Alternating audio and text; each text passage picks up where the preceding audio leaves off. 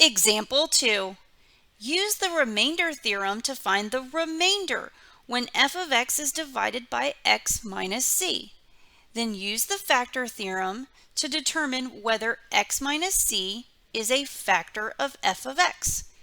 This time, the polynomial function is f of x is equal to 2x to the 6th minus 18x to the 4th plus x squared minus 9. And out to the side, we have our x minus c quantity, which is x plus 3. Okay, so the ultimate goal here is to figure out whether x plus 3 divides evenly into this larger polynomial function, 2x to the 6th minus 18x to the 4th plus x squared minus 9. Okay, so just like we did in example 1, I'm going to show you two different ways to answer this question.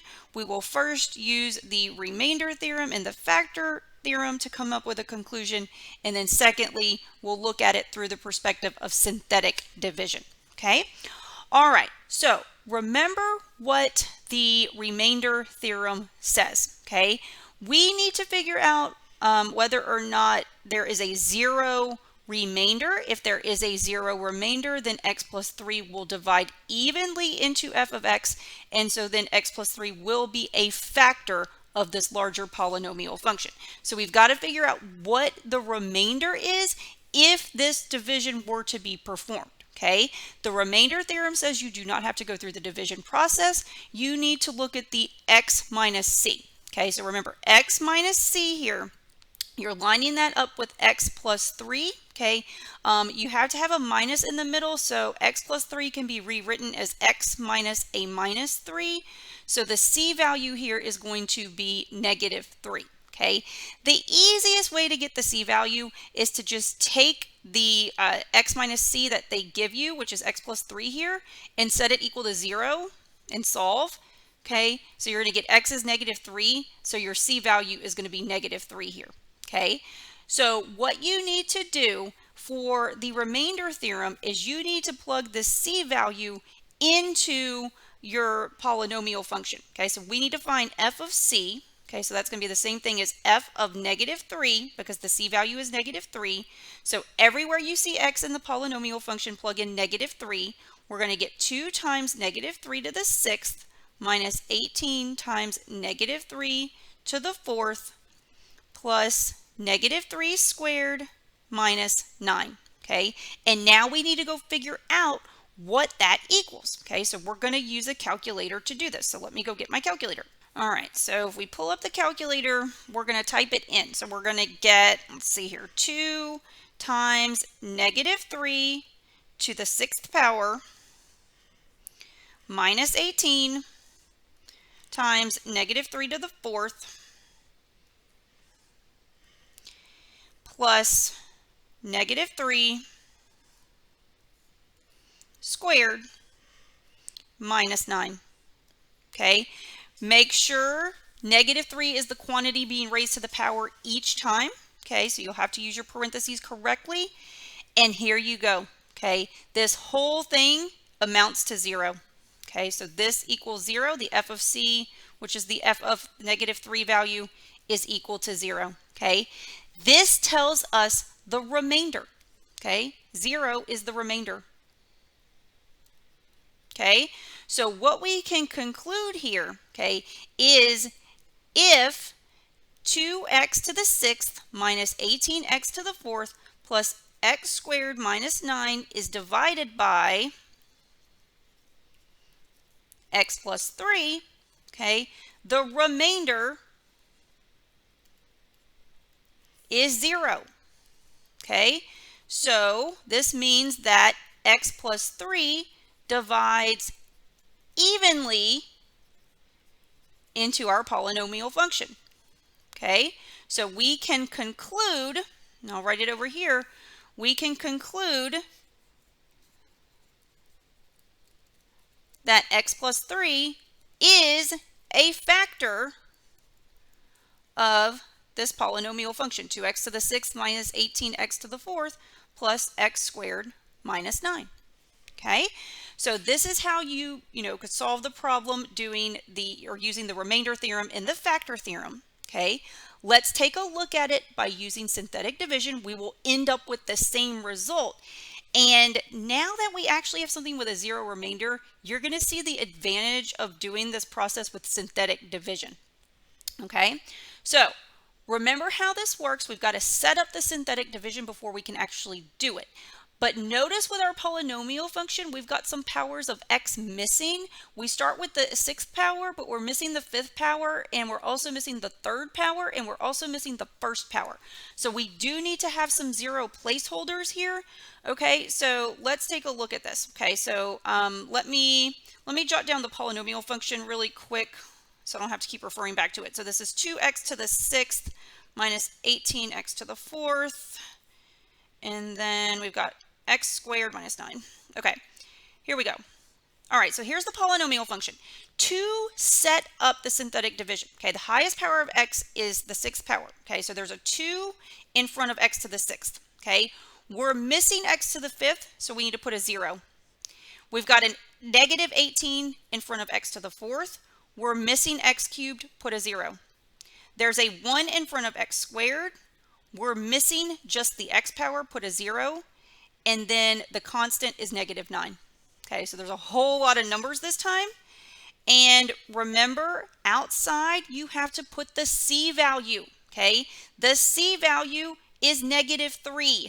Okay, it matters whether you put negative 3 or positive 3. You have to put the c value. Again, your best bet is to take the x plus 3 that you were given, set it to 0, and solve like I did over here.